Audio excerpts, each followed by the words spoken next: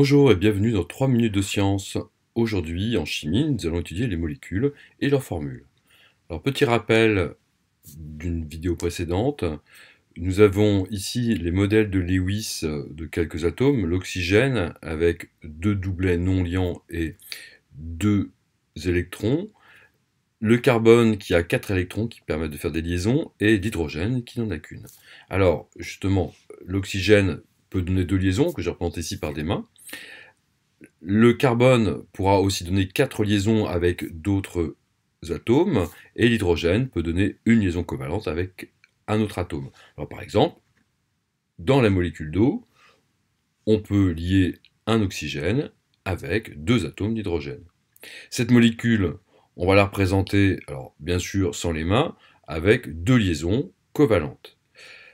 Cette molécule d'eau, donc un assemblage de un atome d'oxygène et 2 atomes d'hydrogène, on peut la représenter en modèle compact, donc qui représente le modèle atomique des 2 atomes, donc des atomes bien imbriqués. C'est pas le modèle le plus pratique, on lui préfère souvent en 3D le modèle éclaté, donc qui n'est pas réaliste, si tant est que ce type de modèle puisse être réaliste, mais on voit ici la boule rouge, l'atome d'oxygène, lié avec 2 bâtons, 2 liaisons à 2 atomes d'hydrogène. Alors, étudions à présent les formules chimiques de quelques molécules. Alors ici, on a une boule noire qui est du carbone, et dans laquelle on a incrusté 4 atomes d'hydrogène. Alors en modèle éclaté, c'est plus visible.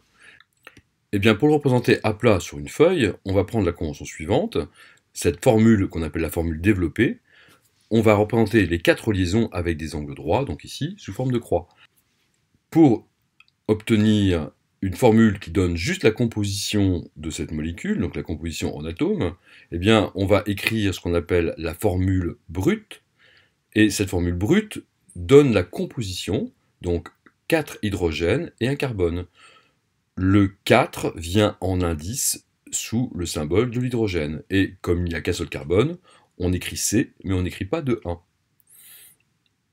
Pour les formules chimiques, donc on va s'entraîner avec quelques atomes un peu communs. Il va falloir d'abord repérer quelques conventions d'écriture sur leurs symboles.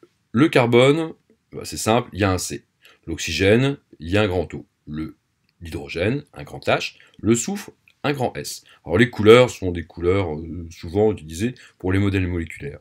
Mais le chlore, on écrit ça avec 2 lettres. Un C et un petit L. Alors, la boule bleue, c'est de l'azote. Évidemment, N et A, ça n'a rien à voir. Non, ça vient de l'anglais. L'azote, ça se dit nitrogène en anglais. Un peu d'entraînement maintenant pour reconnaître et écrire les formules brutes de quelques molécules. 7 jolies petites molécules avec une boule jaune et 2 boules blanches. Eh bien, c'est du soufre et 2 hydrogènes. C'est ce qu'on appelle H2S, le sulfure d'hydrogène. On a 2 hydrogènes, H2 et S.